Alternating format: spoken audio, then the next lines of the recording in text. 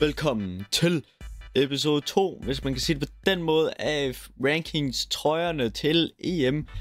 Den her omgang, der skal vi simpelthen rank alle udbanetrøjerne.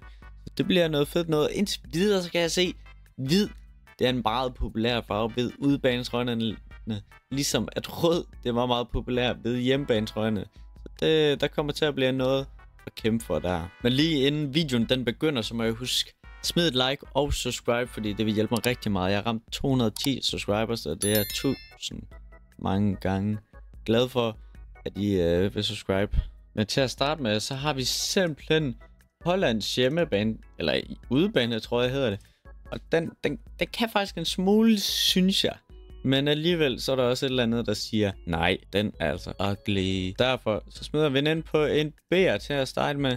Blå med orange, blåt, men så alligevel, så skal den ikke have mere end en B'er. Så har vi simpelthen Belgiens hjemmebanetrøje, og den kit, altså i det hele, der er den bare, altså det er ret fed. Fordi det er jo efter Tintin, som er fra Belgien af, med den hvide, eller den blå trøje, og de brune bukser, som er det Tintin ligner han går rundt i. Så det er et mega fedt koncept, synes jeg. Men selveste trøjen, den er jo alligevel ikke så fed. Så derfor, der kommer den altså også bare på en B'er bagved Hollands trøje. Belgiens var ellers den fedeste hjemmebanetrøje, men ikke lige i udebanetrøjen. Så har vi selvfølgelig den danske landsholdstrøje. Den er hvid, den er kedelig, den kan ikke bruges til så meget. Det eneste, der er sådan fedt ved det, der den glemmer sådan der. Så alligevel rødt ned på en B'er.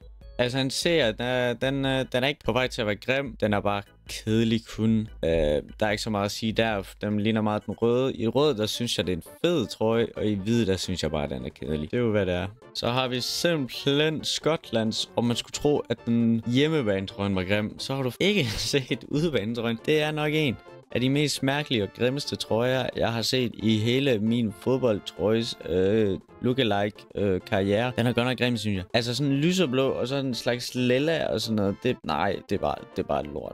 Jeg glæder mig til at se nogle spillere i den trøje og se om det faktisk kan gøre spillere noget rigtig grimme. For eksempel Scott McTominay. Han vil godt nok se grim ud i den der trøje. Det tror jeg de fleste trøjer vil. Derfor F-tier. Er ikke grim, den er bare ulækker. Altså virkelig ulækker at kigge på. Så har vi simpelthen den tyske udebanetrøje.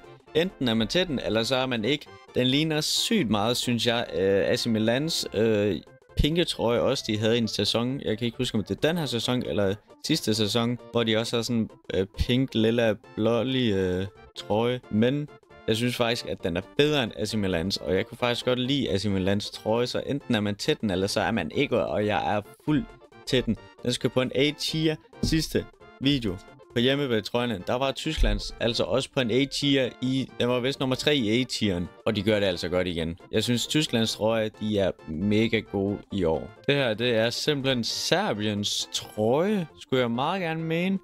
Den er hvid, den er blå, og har en lille smule røde trekanter ude i ærmet. Den er simpel, den er clean, og så er den ikke mere. Og jeg sagde, Danmarks, den er kedelig. Så den her Serbiens, der får alligevel en clean og ikke kedelig, og Danmarks bare kedelig. Så derfor skal den selvfølgelig over her, men alligevel ikke over Belgien, som jeg synes bare, der er sjov og fed på en eller anden måde. Så har vi Frankrigs. Den var jeg åbenbart ikke så glad for sidste gang. Den smed jeg ned på en F-tier sammen med Kroatiens. Men nu skal vi lige se, hvilken trøje jeg har nede på F-tier nu. Skotlands. Nej, den er godt nok grim, Skotlands.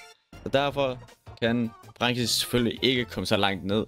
Jeg synes, det mest åndssvage er, at de ikke bare har kørt trøjen i fuld blå striber, så tror jeg faktisk, den havde været fed nok. Men fordi de lige smider de der røde streger ind, så synes jeg, det er lidt mærkeligt. Så ellers meget fed trøje. Den kommer simpelthen på en lille plads højere op. Så må jeg så skrive det, alt det hate, I vil nede i kommentarerne, hvis I er uenige. Men de skulle bare køre den fuld blå, så har den røbt på en B eller en A. Det er jeg helt sikker på. Så har vi simpelthen Tjekkiets udebanetrøje. Blå, hvid, ikke så meget der. Rimelig kedelig. Hjemmebanetrøjen, der var der i det mindste noget fedt mønster. Det tror jeg ikke helt, der er på den her. I hvert fald ikke lige, hvad jeg kan få at se. Der er lidt mønster, som er vist også bare deres logo. Men det ser ikke rigtig ud, som om det er noget særligt specielt. Men alligevel så er den fed Danmark. Sådan der. Østers hjemmebane tror jeg ikke så meget at sige. Der er også hvid med nogle sådan, kan man kalde det slags neonblå. Meget Eller det er faktisk lysegrøn, vil jeg kalde det. Sådan, okay, nice mønster. Det eneste, der er lidt mærkeligt, det er bare, at den har sådan en stribe bagpå. Den er ikke rigtig bare kun sådan blank, og det synes jeg, det ødelægger det lidt sådan bagpå. Men der skal selvfølgelig rent på bag trøjen. Det vil se altid bedst ud, og derfor der rykker den altså simpelthen lige over Danmarks. Jeg tror, at Danmark, den er altså lige ved at rykke herned. Vi har ret mange på B, og det betyder altså også, at der skal snart til at rykkes nogen ned her. Det tror jeg. Simpelthen. Polen, ikke så meget at sige der. Det er næsten bare deres hjemmebane, tror jeg, der er blevet rød. Og jeg er ikke så vild med, at der er 2 ting lige i midten. Det gør sådan, at trøjen den bliver rimelig træls at kigge på, synes jeg. Så derfor rører den bare lige nederst på en seer, lige bag Frankrigs. Som det faktisk godt kunne have blevet til noget mega fed noget. Frankrig, I har ødelagt det for jer selv nu. Så har vi Portugals. Nice. Mega dejlig hjemme- eller udebane trøje. Det er jo meningen, at det skal ligne sådan noget kunst eller agtigt noget fra Portugal. Selveste trøjen er altså også bare mega fed med de her værker og alt muligt. Så den kommer selvfølgelig op på en A'er. Er den bedre end Tysklands? Det ved jeg ikke lige, om den er. Indtil videre ryger den altså bag Tyskland, og så må vi se, om jeg får proppet noget fornuft ind i hjernen og smider den højere op. Så har vi en dejlig Slovenien nede på en C-tier sidste gang, husker jeg, hvor deres mega mærkelige trøje med det der bjerg i midten, og så den her rektangel i midten her, hvad der er ingenting af. Selveste det blå og sådan noget, det er meget fedt, men hvis de nu bare havde lavet være med at smide den der rektangel, så skulle den nok have været højere end Østrigs. Men Østrig siger jeg Polens, men det er den simpelthen ikke. What a comeback fra selveste Kroatien med den grimmeste trøje nogensinde, der har lavet i historien. Så er de simpelthen kommet op med sådan en fin blå trøje her med også sådan målfartsgrænse fis målstreg hedder det. Men den her gang, så ser det bare godt ud i stedet for. Den ligner sådan lidt Hollands trøje med det blå der, men ellers så synes jeg, at den er meget fin. Jeg synes i hvert fald, at den skal lige bag Hollands, og så må vi se, om den her Danmark trøje, den lige kommer lidt ned. Skal vi næsten ikke have den her ned? Det synes jeg, vi smider den danske landsholdstrøje ned på en C-tier. Hummel. Om oven. Vores hjemmebane trøje, den kan ikke bare gøre hvid, og så skal vi tænke, wow, jeg har bare lyst til at købe begge to. Rød, så fed, hvid. Nej, kom med den design. Kom on, Hummel. Tyrkiets hjemmebane, eller udebane trøje, den ser altså en smule bedre ud end deres hjemmebane trøje. Deres hjemmebane trøje, det er jo bare ligesom Polens lige over hinanden, og så er der en rød streg i midten, og hele trøjen den er hvid. Nu har de endelig givet og bare lige smidt det ud til siderne, og så er det bare kedeligt, at det er fuld rød nu. Bedre end Polens, men så kan man heller ikke sige meget andet der, synes jeg. I Italien har jeg bare prøvet at lave deres trøje om til deres flag med en helt hvid midt, selvfølgelig også ærmerne, og så er der selvfølgelig grøn til venstre og rød til højre, ligesom man ser på flaget. Ikke det helt store der, men alligevel synes jeg, at den er federe end den tjekkiske og den østrigske udebanetrøje. Men ellers, det er jo bare hvid. Der er ikke så meget at sige der.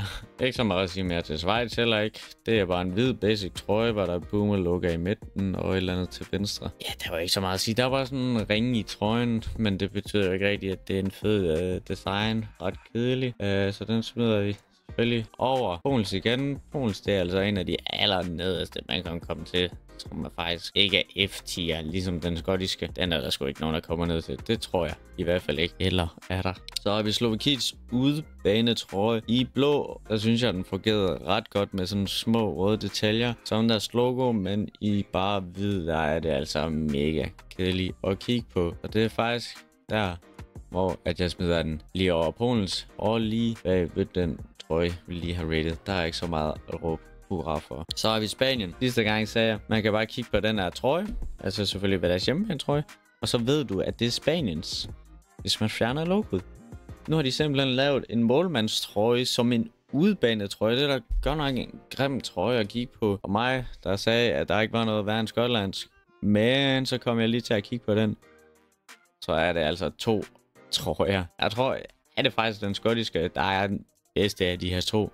Skriv lige noget i kommentarerne, hvad I synes der, fordi jeg synes begge to er rigtig grimme. De har deres trøjer er alt for lyse. Det burde jo være målmandstrøjer, sådan nogle der forfærdelige trøje for Spanien af der. Så kommer vi faktisk til Ungarns trøje, og jeg ved ikke hvorfor. Ungarns trøje, de kan altså et eller andet i den her sæson, synes jeg. De begge to, de er ret fede at kigge på. Den kommer altså på en B-tier lige bag Kroatiens. Nej, det gør den ikke. Den kommer faktisk til at top B-tier. Jeg synes faktisk, den er fed nok at kigge på. Der er ikke så meget der. Derfor top B-tier indtil videre i hvert fald. Sidste trøje for denne video er simpelthen Englands, sådan kan man kalde det blå eller lilla fodboldtrøje badget på, altså Englands mærke. Det ser meget fedt ud, men ellers er det bare sådan lidt mærkeligt, at de kun lige har det der mønster ude i siden, og det synes jeg, det gør det sådan lidt mærkeligt at kigge på. Og derfor, der kommer den altså ikke lige sådan vildt højt op, synes jeg. Men den kan godt lige komme bag Tjekkiets og foran østrigsk. Jo mere jeg kigger på Sabiens trøje, jo mere bliver jeg faktisk vild med den. Jeg kan godt lide den er sandfarvet, og den har det der blå detaljer der. Derfor smider den faktisk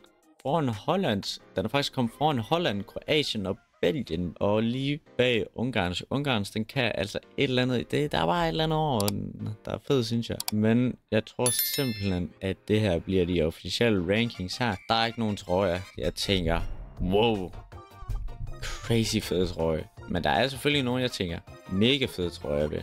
Som Tyskland og Portugal, de har haft nogle ret gode trøjer i den her sæson. Og Belgien, den lever ikke helt op til en S-tier igen med deres udbanetrøje. Men fed koncept med det der Tintin noget, synes jeg. Det var den her lille video fra mig. Jeg håber, I vil smide et like og subscribe, og så skriv noget i kommentarerne, om der er nogle trøjer, jeg er uenige med. For eksempel den danske har vi der. Jeg tror ikke, der er så mange, der er uenige med, men det er jo Danmarks trøje. Så derfor kan det jo godt være, nogen er uenige. Men husk, smid et like og subscribe. Det vil hjælpe mig rigtig meget. Så tak fordi I har set med. Hej hej.